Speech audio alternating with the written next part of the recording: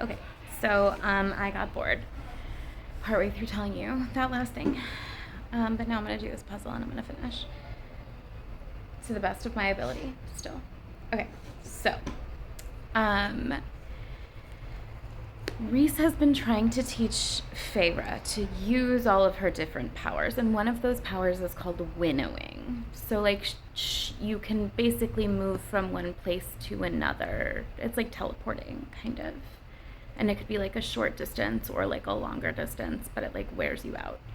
And she has to learn all of these things. So she also has to learn how to use like water and fire and like wind and fucking shadows. I don't even know if she could do shadows. I think she can. She could do like basically everything. So while Reese is teaching her all of this and teaching her how to read and write, they're like falling in love because he's being very cheeky about it. And because he's like, all I want is for you to be strong and happy and healthy. Like, I want you to be free and I want you to feel free. And that's all a really big contrast to Tamlin, right? Who's like, I just want you to be safe and I don't really give a shit about anything else. So she eventually gets to her family, right? So she crosses the wall and she gets to go see them. I think Reese helps her. He has somebody take her, probably Azriel. Azriel's like a shadow boy. He has like real good shadows. He can like make shadows and he's an assassin. He's like the most abused of our friends we've met so far, kind of. There's a lot of competition. And she goes to their new house and it's all nice and they're basically like, their dad went overseas to do business stuff because his business is back. He used to be like a merchant and he was rich. And Feyre's older sisters grew up really rich and like expecting to be like ladies who got married to lords, and then their dad lost all their money, and that's why Feyre didn't learn how to read or write. And so she goes to see them, and her sister Elaine's like really sweet. She's floral. And everyone sort of protects her all the time. They're like, she's not stupid. Everyone's like, she's just so sweet. Like, she can't handle it. But they very much treat it like she's simple. Like she's incapable of kind of understanding and tolerating distress or whatever. So Elaine's like, oh my God, it's so good to see you. It's so crazy how like our aunt like got sick and it was so good of you to go see her and now everything's good and our father's like doing business and everything's great and whatever. And her sister Nesta, who is the oldest, is just kind of like eyeing her. Like Nesta's always been a huge bitch. And she's still being a huge bitch, but she's also being like kind of suspicious about it. And it turns out Nesta remembers. So like Tamlin wiped their memories, but Nesta's like, it just didn't work on her. So she's like, I remember there being a fucking monster that knocked down our door and threatened to kill us and took you away. And we were poor, and that like then all of a sudden everybody acted like it didn't happen, but I remember.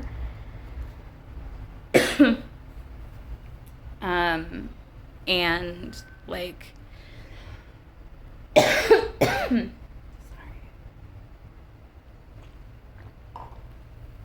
She was like, you look totally different. Like, you look like a different person, and you're acting like our food isn't good enough for you. You're like acting like none of this is good enough for you. And Feyre's trying to pass herself off as human because, again, she's like extra pretty, and her ears are pointy now. So, like, she's so beautiful that it's noticeable. And her sister Nesta was always the hot one, so she's just kind of like, why are you acting like our food's gross and like you're a huge bitch and I remember everything, so like why are you lying and what's actually going on? But they don't say it in front of Elaine because like I don't know, I have the hiccups. So they talk, and eventually Feyre's like, listen, I don't know what's gonna happen, but I'm worried that you're gonna get attacked, so I need you to like take care of yourselves. Like, stock up, like, try to defend yourselves, get people out. She's like, I need you to get all of these people in this area that are like near the wall to someplace like much further away. Get them to safety. And Nesta's like, Elaine's marrying this guy, and he's like a muckety muck. He's like a big deal, hates the Fae. He's working really hard against it. He's the one setting up like all of this like anti-Fae stuff. So they've got ash groves, and that's Elaine's like fiance. So we're safe. We're just like waiting to kill like your boyfriend and everyone else. And Farrah's like, ooh, could you not? Like, I'm working on a like peaceful solution. So like, if you can just keep, like, just get everybody to safety and don't do anything aggressive, then we might just be able to like, we can solve this just like with as little collateral damage as possible. And Nesta's kind of like, fuck you, I hate you, fuck you. But she still does it anyway. And so Feyre goes back and she's like, Tamlin's all mad. She doesn't care. Rhys is like proud of her, whatever. And she ends up being like, I never loved you. You like kept me like a pet or whatever. And Tamlin's like, I only betrayed the Fae because I thought it would keep you safe. And they like prevent a war somehow, but like it's not, whatever, there's tension. Essentially it all comes out that Tamlin's been like working with the humans in order to like undermine the Fae Lord Council, who wants to make peace because Tamlin thinks there can't be peace, while there are still humans who want the Fae to be gone and Fae who want the humans to be subjugated. So he's like, let's just like final solution this or whatever. So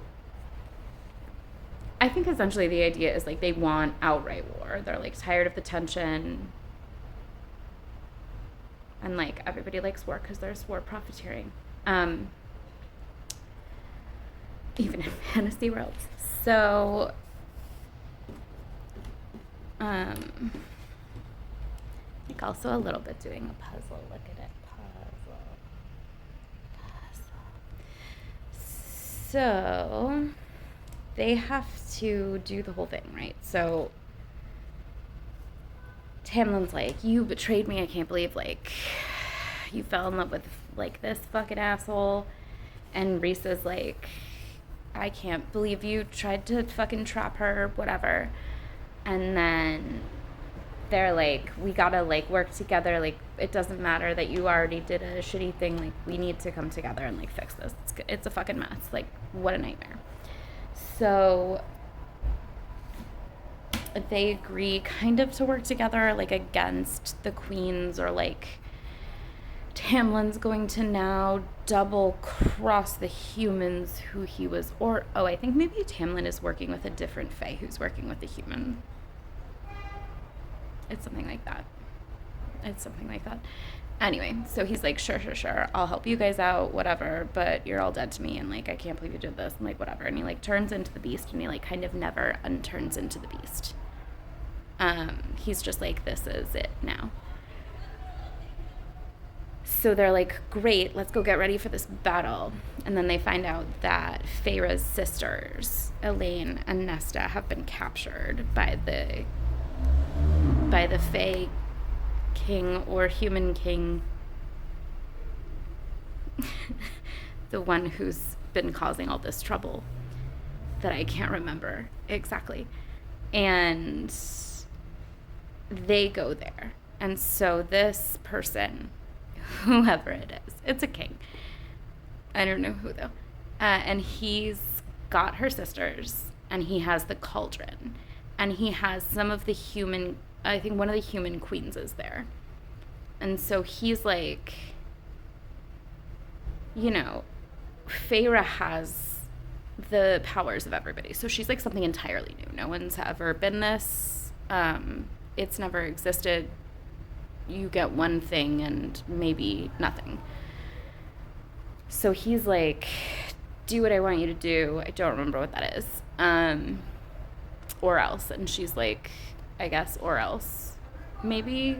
Or they're just like, I'm gonna make you watch while I do this horrible thing. So he throws Elaine in the cauldron. And it turns Elaine into a fae. Oh, the queen was promised that if she was put into the cauldron, she would get, like, eternal immortality. She's a human queen, and she wanted immortality, right? She's incredibly beautiful, but, like, she's not fae. So as beautiful as she is, she's gonna get old and die. And she doesn't want that. So she's made a deal with this, like, bad king who's the fae who has captured Feyre's sisters. And they threw Elaine in the cauldron to, like, see if it works, right? And they pull Elaine out, and she is now fae. She's no longer a human. And so then they throw Nesta in. And on the way down, Nesta fights. And on the way down, she fucking puts her little arm out of the cauldron and points at the fucking king doing it. Like you're fucking next, my guy. And so when she comes out, she's also fae, but she's different than Elaine is. And so then the human queen is like, great, I know it's not going to kill them. Now's my time. I'm about to be immortal. And so she gets in, and I think the cauldron breaks or something. Maybe Nesta broke the cauldron. But this queen comes out, and she's really, really old and ugly, but she is immortal. And she's like, me, I don't want to be ugly and old and immortal. And it's like, whatever. So the cauldron breaks into 3 pieces, and I don't remember why. But it's broken. And I don't even know if it's 3 pieces. I think it is. I'm pretty sure it's 3 pieces. And so, you know, stuff happens, and then they fight, I'm sure, and then I think the king dies. And the queen, who's now old and immortal, like, runs away. And I think Tamlin is the one who dealt the fatal blow to the king. And he was just kind of, like, doing a double agent thing till the last minute. Like, they kind of thought he was maybe just going to kill Rhys, and then he killed the king. And then he scampered away in beast form. And, like, nobody sees him as a man again for some time. And Feyre and Rhys are in love now. For real. I think they bang. I think they probably banged a couple times, and I don't really remember it. And then I'm also not sure if there's a battle now, because I think this is the part where a battle starts, because there is a scene in the book where there's an active war going on, and Feyre and Rhys have sex, and one of the lines is like and their lovemaking, like, drowned out the screams of the wounded and dying in the background, and everyone was like, I don't know how hot I find that. But it was very much like, maybe we die today. I think this all happens in this book, right? So now her sisters are fae or whatever, and there's a battle, or there was a battle before, and that's how her sisters got captured, and then they were fae. But essentially the book ends, and her sisters are fae now. And Elaine's fiance, you'll remember, was incredibly anti-fae, and he is now, like, she's just kind of, like, catatonic, like, can't understand what's, like, he was basically like, ew, you're gross, I can't believe you're a fucking monster animal mongrel thing now, I could never love you. And she just kind of like went catatonic and is like, that's cool, whatever, that's fine. I'm just gonna like look at this garden forever. And Reese is like, obviously my home is your home, and your sisters are welcome, and I will make them a place, and like they can have their own houses. And he like sets Nesta and Elaine up in the night court, so they're not like privy to the secret that the night court is not a place of monsters. It's like a beautiful city that everybody seems pretty happy with. I think that's it. I feel like that's it. Like it ends and it's unsettled because yeah, because her sisters are real bummed out, and Tamlin's the beast, and she's in love with Reese and living at the night court, but like things are unsettled. But they're just kind of like, it's you and me, so we're good now. Like whatever comes. And so after this book, there's one more, and it's like a little one. Well, no. There's a little one after this, and it's basically like, what am I gonna get everyone for Christmas? So there's More the Morgan, who I told you about. She is blonde and hot, and something tells the truth. Doesn't really come up. I think the author admitted that she didn't really have a plan for that. Arwen is the one I was trying to think of earlier. She's like a terrifying, silver-eyed, like she's something that isn't Fae. And no one knows what it is, but they all know they're fucking terrified of her. And Cassian is big and hot, and Azrael is broody and hot. And Feyre has to figure out what to get everybody, and everybody has to figure out what to get everybody. And during the battle in the last book, Cassian almost died, and Nesta threw herself on top of him and was like, no. And it turns out among the Fae, there's a very rare thing. It happens to all the main characters, but it's very rare. And it's called, I think it just might be mating. I think they're like, you're my mate. And it's like a connection, like a soul connection, right? And so Reese knew they were mates from after the trials, which is why he was like, you have to come stay with me every so often for 2 weeks, because he was like, the very idea of you existing, and I need to be near you. I don't care if you're with me. I just like, I want to help you, and it's selfish, but I want to be near you.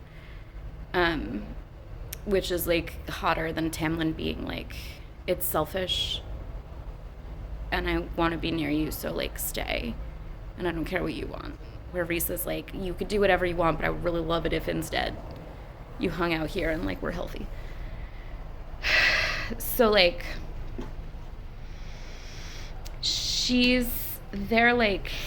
they're mates, right? And I think this is the book where he's like, that's what's going on here. Like, that's why when you thought you were dead, there was like a thing bringing you back to life. That was me. That was our connection. We're mates. Like, live together, die together, right? And they're like, yes, live together, die together. And they make like a straight up death pact, where they're like, we're mates. If I die, you die. If you die, I die. Like, I'm not trying to live without you. So when Nesta threw herself on Cassian when she thought he was going to die, like sacrificing herself for him, it was like strongly intimated that that was because Nesta understood that she and Cassian were mates. But Nesta will not talk to or look at Cassian. Cassian's tried to talk to Nesta, and she's essentially just like, fuck off, big dumb bat boy. So like he gets her a thing for Christmas and she doesn't want it, and like Feyre pays her to come to Christmas. So essentially like Nesta just like starts drinking and fucking as soon as she gets to the night court, because Reese is rich, so he's like, you can just like, here's an apartment and an allowance, and he tries to give her a nice place to live, and she chooses to live like in the shitty part of town, and she just like goes out and drinks and dances and like has one night stands, and she's just like getting absolutely shit-faced, and Reese is paying for all of it. And Feyre's like, I know you're sad, but you have to like do something about it. You have to like help. And Nesta's like, go fuck yourself. I don't have to do shit. And then they're like, Farrah's like, we're gonna cut you off if you don't come to Christmas and like try a little bit. And if you come, I'll give you money and you can like whatever. And so they go to Christmas and everybody has a bad Christmas and then it's another year and then they have a good Christmas, I think. I don't really remember. But I think something important happens. Stuff falls from the sky, like goo falls from the sky on a solstice. This is sort of relevant, but only if I explain to you two whole other series of books by this author, so I feel like the next one's like much smuttier and I probably remember it better, but also I'm gonna have to explain a bunch of stuff that I probably forgot during this book, so you're welcome.